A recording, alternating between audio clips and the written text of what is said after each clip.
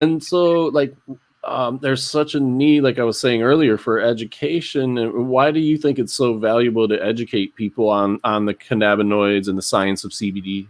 Yeah, the entire endocannabinoid system and CBD is its own field of study, really, that can.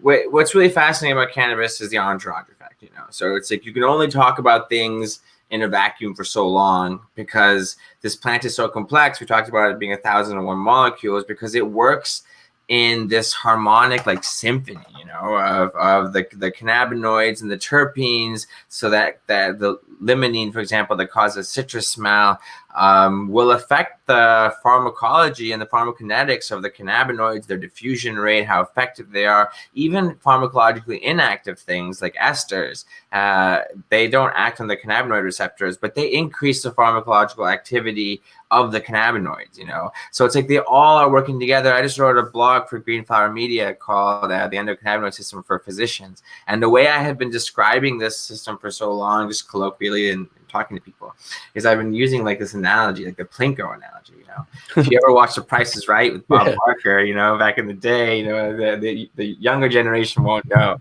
But there was this game called Plinko, it's one of the games in the game show, and you drop this ball and it bounced on all these little pegs, and you wanted to get it to fall in the middle bucket, that was a jackpot.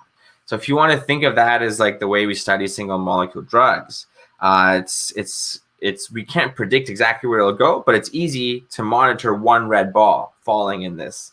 But now imagine cannabis with all the 60 to 100 different cannabinoids, hundreds of terpenoids, esters, flavonoids, all this, and so now imagine taking hundreds of different colored, different size balls and dropping them down the Plinko board at one time, right? So this is why cannabis hasn't been studied, because our framework for understanding drug pharmacology and understanding its mechanism of action is single-minded, literally. Yeah, and that's what it, like, from a more layman's perspective, like what I see it is like the pharmaceutical companies, they have to do isolates. They have to isolate everything, and everything has to be exactly the same amount, versus when you use a full spectrum, like the analogy we're using, you can't isolate it. It's a full spectrum. So they can't. I get the value of that for sure. Like for other classes of drugs, especially, I get the value. Yeah, just not for cannabis though. The full spec is what you want. Right, exactly. We can see that even CBD's efficacy is increased when there's a little bit of THC. And it's because like when you put the rock star in with the rest of the band, like THC is often thought of as like the rock star cannabinoid.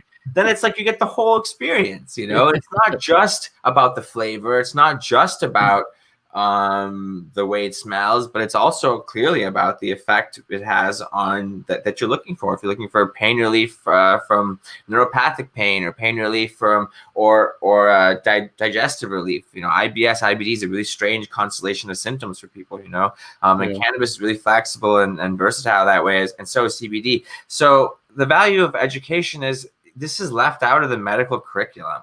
Like the piece I wrote is called The Endocannabinoid System for Physicians, an evidence-based review, because like we would be so much farther, for example, in GI medicine, or pain medicine, if we had been studying this.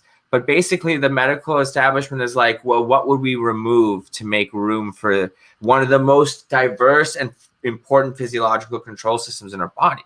Is the endocannabinoid system, and so I don't know the answer to that question. You just have to make it work. But all this time has been being ignored. So hopefully, as people gain more awareness about how important it is, that it's being left out of the medical curriculum, and talk to their doctors about it, or talk to policymakers about it, so the needle can start to shift.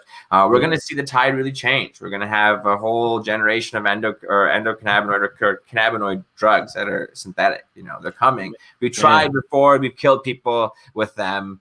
Spice, for example, that's a recreational. Yeah, a lot of people got fucked up on that K2 and Spice. Yeah, just because cannabis is safe, doesn't mean screwing haphazardly with the endocannabinoid system is safe. That affects everything from our memory to our digestion to pain control to emotions, sleep, everything.